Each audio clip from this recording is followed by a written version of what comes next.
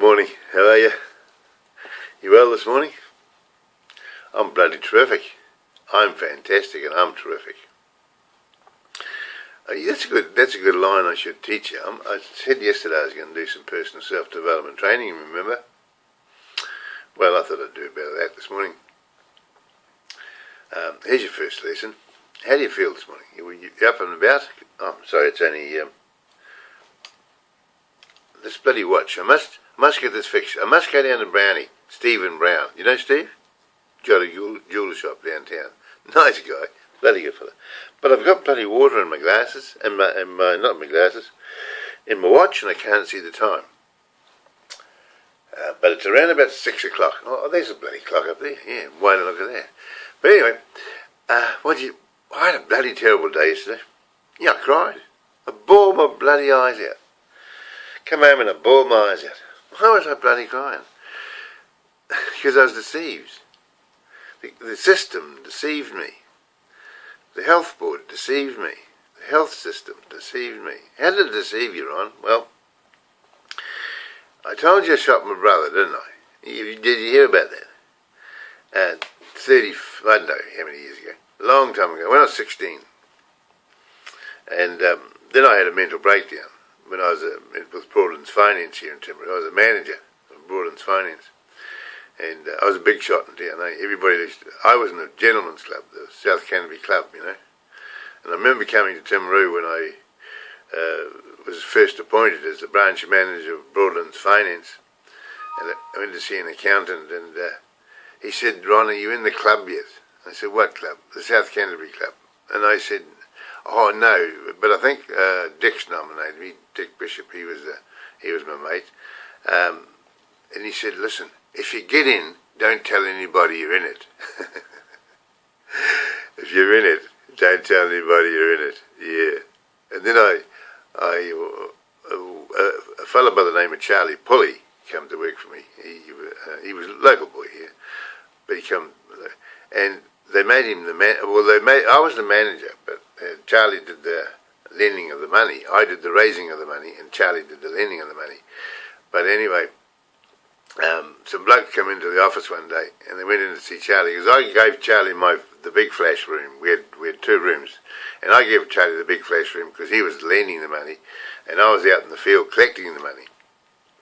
So anyway, some of these 2 smart-looking fellas came in, and they were from the Rotary Club, and they came to invite Charlie to become a member of the Rotary Club. And they didn't invite me because they thought I was just a bloody rouseabout, you know. They didn't know I was the manager. But anyway, as it turned out, they employed Charlie, and Charlie went to jail. I can't tell. Sorry, Charlie, but you did go to jail because you were a naughty boy, you see.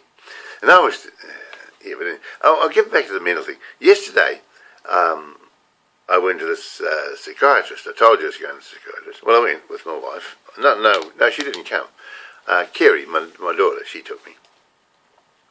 And because I was trying to tell everybody I didn't have bipolar disorder, because it was never written down that I had bipolar disorder. I couldn't find any documents that being diagnosed with bipolar disorder. So we went along there and get in the room. A nice lady, I can't remember her name, but she doesn't. You don't give out cards in the mental health industry.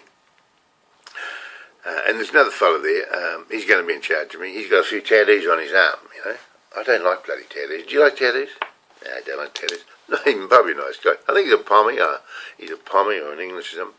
He's coming to see me on Monday. Because they're looking after me now, you see, because they know that I've got bipolar disorder, and now I know I've got bipolar disorder, but they told me for years I didn't have it. I've got, 3 or 4 reports from psychiatrists. I've been to see psychiatrists, and I've given them a report, and they said nothing wrong with me, you see. But yesterday, I go in there, and they bring out the bloody documents that say I've got bipolar disorder, and bloody hell. And I started thinking, I went home, and I thought, shit, I did all those things. Upset me, all those people. I've been going around upsetting people because I've got bipolar disorder. So I cried. Jeez, I cried. Oh, I've got a cup of tea. Listen, I'll have the cup of tea while I'm talking to you. It doesn't matter how long this thing goes. I'll get about probably half an hour's morning.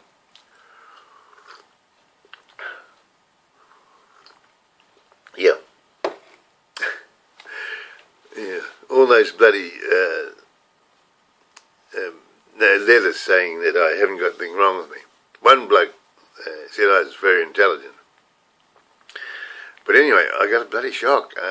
Did you know that fellow Bean, Mr. Bean? He's got bipolar disorder. Jeez, he's funny. And I'm trying to be funny. I'm trying to be a comedian. Trying to get bloody people to laugh. But in the meantime, I'm upsetting people. I'm going in, I'm making trouble. And I'm stuffing things in letterboxes. Bits of paper in letterboxes trying to get the people's attention. Normal people don't do that. Right? So I've got this pill. I had this pill. They gave me some pills yesterday. I agreed to take pills if it'll make me better, because I've got to get myself better. I can't go around criticising people and advocating for mental health and all that stuff unless I get myself right. So I'm working on me, and they gave me a bloody, boy, geez, that bloody pill worked. It didn't work for the first hour. In fact, I got up. I couldn't sleep, but then I went back and I went, bang! Jeez, that's the most sleep I've had for a long time, because I was going without sleep. I was working all bloody night. You see, at 6 o'clock, I should be on the road walking. I'll go in a minute. As soon as I finish this, I'll go. But I was deceived, Deceived by the bloody mental health system. And I've decided I'm going to change that. You see, what they're doing now, I've got somebody coming on Monday to monitor me. I've got a mental health problem, and I need to be monitored. You see? Yeah, so just a minute, I'll just get my thoughts back. Yeah, I want to tell you, I've made a decision. Remember, when I first started these blogs, they were private. So a lot of them were private, but no one was no one was paying me any money to have a look at them. So I've decided to take them all off. There's over 527 or something posts, and I'm putting them all in, archiving them all, and putting into my library. So if you want to see the bloody things, you'll have to pay, you know. And same with the YouTube stuff. Here, it's all going to be archived as I go, and I'll just have a few out for you to look at. So you'll have to look at them every day, or every week, at least a week or two. Yeah, so that's what I'm doing there. So you're going to have to pay. I think it's a bloody money. Now, what else do I want to talk about? Yeah. Oh, yeah. Apologies. I'm going to make an apology. I want to apologise to everybody that I've upset. Everybody in the bloody world that I've upset. Because I've upset a lot of bloody people. I have. Because I'm bloody mental. I got a mental illness. And mental illness people with bipolar disorder upset people. And I've read all about it. I know what it's all about. So I'm sorry. I'm not going to name all the people. You know the hell you are. But if you're listening to this video, I'm sorry. I stuffed it up. I stuffed it up because they had a bloody blindfold on me. I didn't know I was sick. Bipolar people don't know they're sick. You're on a high, and the world, you can change the bloody world. You're thinking, you can't. And the lovely lady I saw yesterday, the psychiatrist lady, she said, listen, Ron, if you're on an aeroplane, and they tell you the aeroplane's going to crash, and you got to have oxygen, you put the bloody oxygen on the baby's mouth first. You've got to save. You put it around the other way. You put it on your own self first. You've got to save yourself first, she said. You can't change anything unless you change. And that's one of the great things I learned in life too. I can't change you. No way. I can only change me, because I can only change me. I can't change you. Remember that. When you go around trying to change people get married. Oh, he does this and does that, but I'll change him. You can't change people. You can only change yourself. And I changed yesterday. I got the bloody blinkers off, because I found out that I had bipolar disorder 1. I didn't even know that. Because they told me I didn't. And that was deceived. I was deceived. Yeah. Yeah, there's a girl named Jackie somewhere who works for the health system. And she deceived me too. She rang up my wife and I once and said that if you didn't pay the employment people, or Christine Bennett her name was, that I sacked, if we didn't pay them, they're going to sell our house. Now, what the bloody hell's a mental health person doing, ringing up, getting involved with employment law and saying that we're going to sell our house? That was deception. That's deception. There's another bloke, what's his name? Jeff Goldstein. He's a barrister. He lives in Christchurch. He deceived me. He took instructions from me when I was looking for a lawyer, and he's not allowed to. He can't take instructions. A barrister can't take instructions from a person. They have to go through a lawyer or a solicitor. Okay? So he deceived me, led me to believe that he could help me, but he couldn't.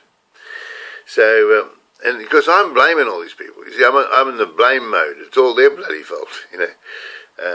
Yeah, but I'm going to talk about it, and I'm going to talk openly. I'm going to use people's names. There's no use bloody saying, oh, this bank did that or that. The bloody National Bank is the one that put it across me. I'm going to talk about that. I'm going to talk about the National Bank. I'm going to talk about people. I'm going to tell if they do wrong, I'm a bloody whistleblower. I'm going to be a full-time whistleblower, telling on people. Because it's the only way to change the system. Just a minute, I've got another cup of tea. Mouth gets very dry, you know. Look, I'm making this short this morning.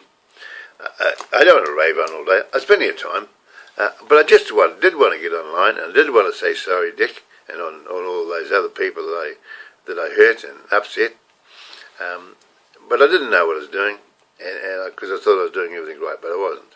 But I'm on my medication. I'm back on medication. I've got someone coming to see me. I got two lovely daughters. Bloody, they love me to bits, and I'm sport rotten. My wife loves me. All my children love me, and here I am. I'm a bloody mental you got a mental problem. So I'm going to be an advocate for mental health. We're going to have to change the system. We're going to have to let people know properly. They need education. I needed education. No one bloody told me anything about bipolar disorder. I just read stuff on the bloody internet. But someone needs to come into your home and sit down with you and work things out. And that's what they're going to do. The bloke with the tattoos on his arms, he's probably a bloody good bloke. I don't know. I'll see him on Monday. We'll get to know each other. We'll build a relationship. No doubt about that. And listen, I love you. I love you all. Okay, bye-bye. Oh, well, bad bets. Wasn't it bad about Sir Paul Holmes? Nice guy, wasn't he, eh? Real energetic. I suppose he had bipolar disorder as well. He's very excitable. But a good guy. And now they're all saying great things about him. And when I die, they'll do the same. Bloody Ron Bishop, bloody mad as a maggot. But he was a good bloke. That's what they'll say at my funeral. Yeah, it's life, isn't it? Righto. I'll see you in the morning. Bye-bye.